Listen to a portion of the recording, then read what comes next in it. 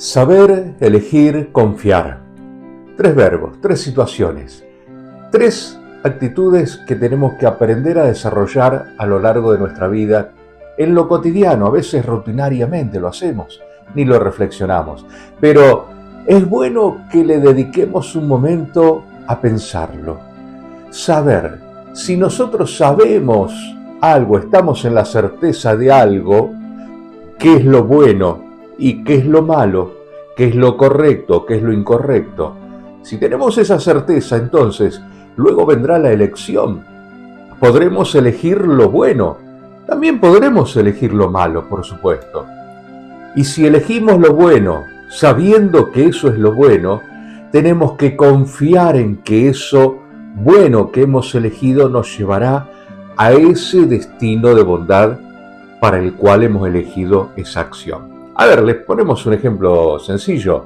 Supongamos una persona que está yendo de una ciudad a la otra y tiene que llegar por un camino que en algún punto se bifurca. Una persona que sabía y recorría mucho este camino muchas veces, le dijo: cuando llegues a la bifurcación tenés que tomar el camino de la izquierda. Llega esta persona a ese punto y, claro, ve la bifurcación y ya con la tarde cayendo ve que el camino de la derecha parecía apuntar directamente a las luces que se veían a lo lejos de la ciudad, que comenzaban a encenderse. Parecía ir directo, pero el saber que era el camino de la izquierda el que tenía que tomar, le tiene que servir para que lo elija. Sabía que ese era el correcto y tenía que elegirlo. Entonces, elegir el camino correcto, aunque el otro parece a nuestros ojos, a nuestra percepción, que fuera más conveniente. Y una vez que lo ha elegido, aun cuando el camino parezca que se va alejando y se va alejando y se va alejando de la ciudad, confiar en que ese es el camino correcto que lo llevará a la ciudad. Y finalmente llega a la ciudad y sabe que el otro camino, se entera que el otro camino que parecía ir derecho a la ciudad terminaba en un risco, en un acantilado, en un barranco, en un precipicio. No tenía continuación. Entonces, sabía cuál era el camino correcto, eligió el camino correcto y confió a pesar de que en un primer momento parecía que se alejaba. Pues bien, eso nos sucede cotidianamente, con todo, con todas nuestras cosas. Y más aún con las cosas de Dios, con las cosas superiores, con las cosas espirituales. Nos decía San Agustín esta triple propuesta: credere deum, credere deo, credere in deum. Es decir, creo que Dios existe. Primero, creo que Dios existe, creo que esa es la verdad, que Dios existe, que eso es lo correcto. Creer en la existencia de Dios.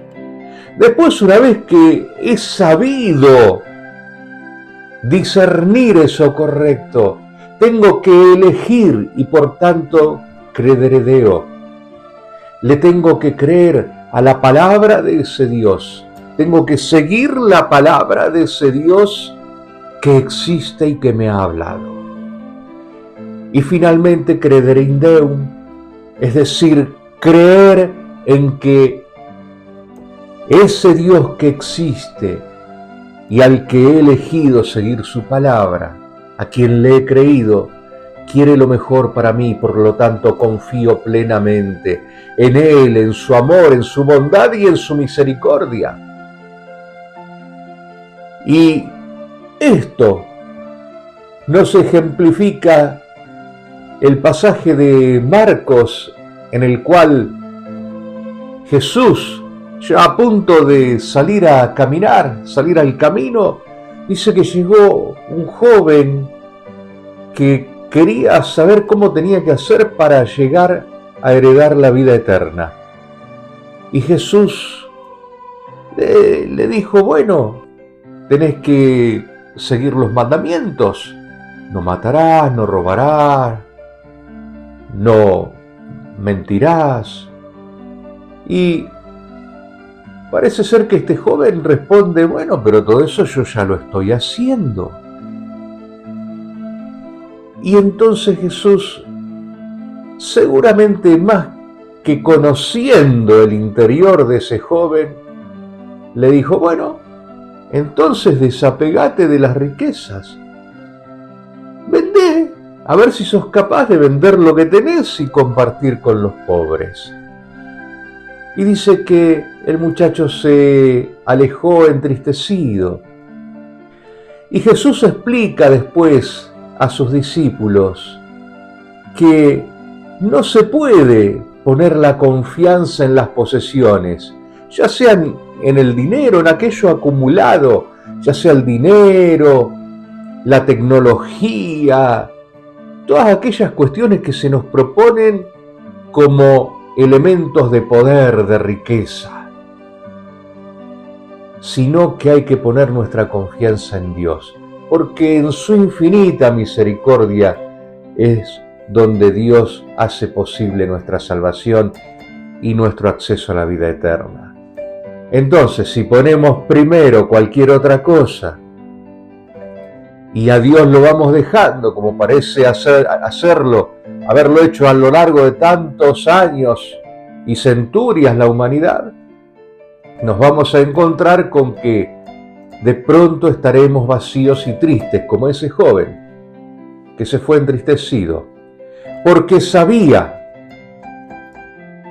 cuál era, Jesús le dijo cuál era el camino para la vida eterna. Ponelo primero a Dios. Incluso en otro pasaje dice, todo lo demás se te va a dar por añadidura.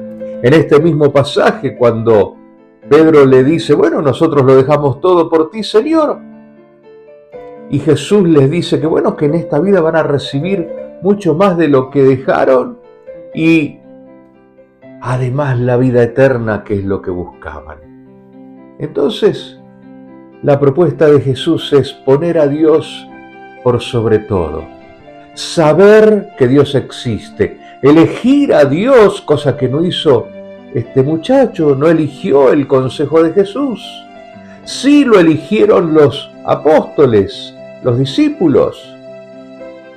Y confiar en Dios, en que Dios tiene toda esa misericordia para llevarme, a pesar de mis limitaciones, a pesar de mis errores, llevarme a la vida eterna, como le prometió a sus apóstoles. Así que entonces, leamos mucho la Biblia, la palabra de Dios, escuchemos mucho acerca de la riqueza con que Dios nos ha hablado. Elijamos esas enseñanzas, lo que Jesús nos ha dejado como legado. Pidámosle al Espíritu Santo que nos ilumine en cada momento para esas elecciones, para elegir eso que es bueno, eso que viene de Dios. Y confiemos en esa elección que hemos hecho, porque está respaldada por el Todopoderoso. Y que Dios nos bendiga a lo largo de toda esta semana.